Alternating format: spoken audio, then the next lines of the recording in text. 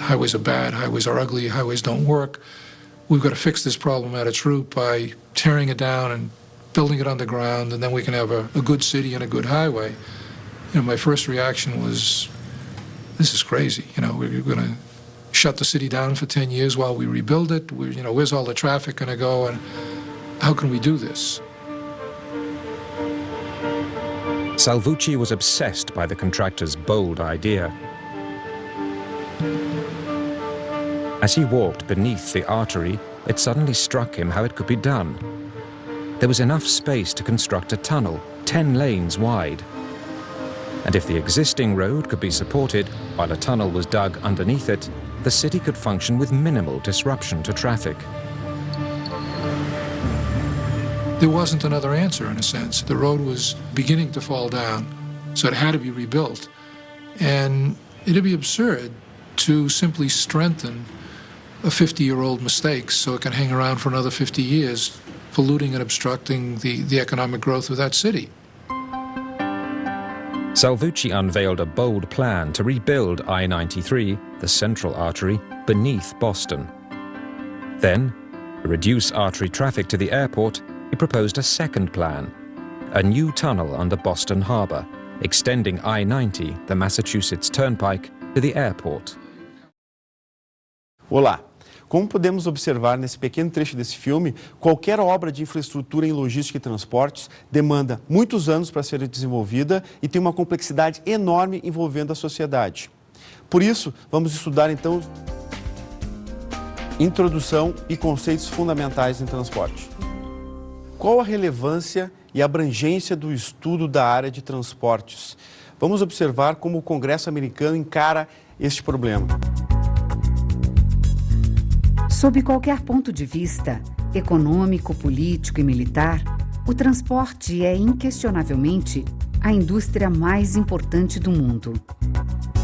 Em uma época de mercado sem fronteiras, os sistemas de transporte através dos seus modais se torna determinante para escoar a produção industrial do nosso país, levando nosso produto ao mercado consumidor. Vamos olhar como Henry Ford aborda essa questão.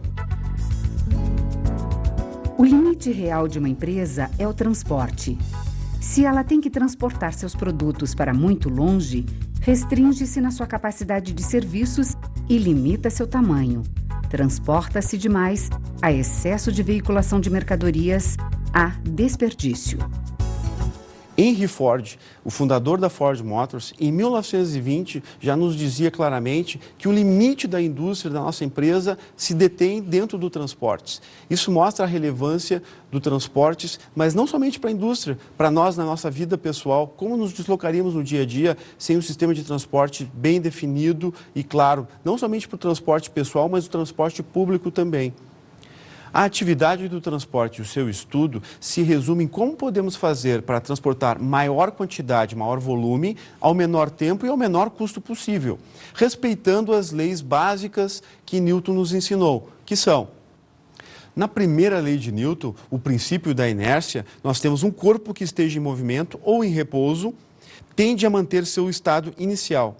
Já na segunda lei de Newton, o princípio fundamental da mecânica, a resultante das forças que agem num corpo é igual ao produto de sua massa pela aceleração adquirida. Finalmente, a terceira lei de Newton, ação e reação.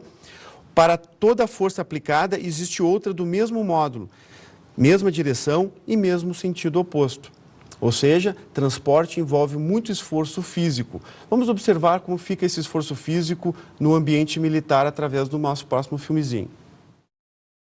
Good luck now. Goodbye now. Good luck now. Goodbye now. You want to keep me company for 2 weeks? Goodbye now. You don't know what you missed, man. Yeah. Damn!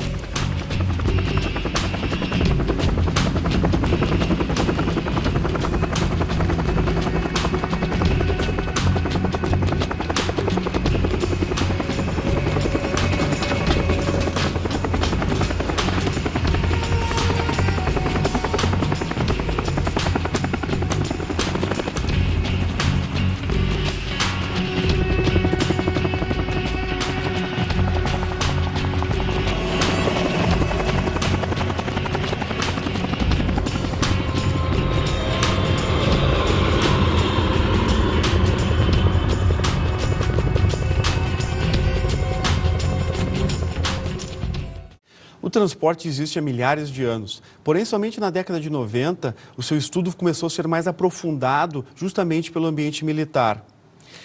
Nesta Guerra do Golfo foram utilizados 500 mil soldados transportados via aérea, 500 mil toneladas de equipamentos também transportadas via aérea, 2,3 milhões de toneladas transportadas pelo mar para um outro continente, observando bem a complexidade que existe nesse tipo de transporte. As técnicas desenvolvidas no ambiente militar para o transporte são plenamente copiadas, aplicadas no ambiente corporativo, já que no ambiente militar o suprimento através dos transportes determina a sobrevivência do soldado, determina países podem ser perdidos somente por causa de um erro de suprimento na guerra. Então o ambiente corporativo tenta aproveitar essas técnicas da melhor forma, principalmente pelo custo que isso representa. No ambiente brasileiro, 8% do PIB brasileiro é custo de transporte. Dentro da nossa indústria, varia de 2% a 40% do faturamento da empresa somente o custo de transporte. Isso, é claro, determinado pelo valor agregado do produto que essa empresa trabalha. O custo de transporte representa 2/3 do custo logístico de uma empresa.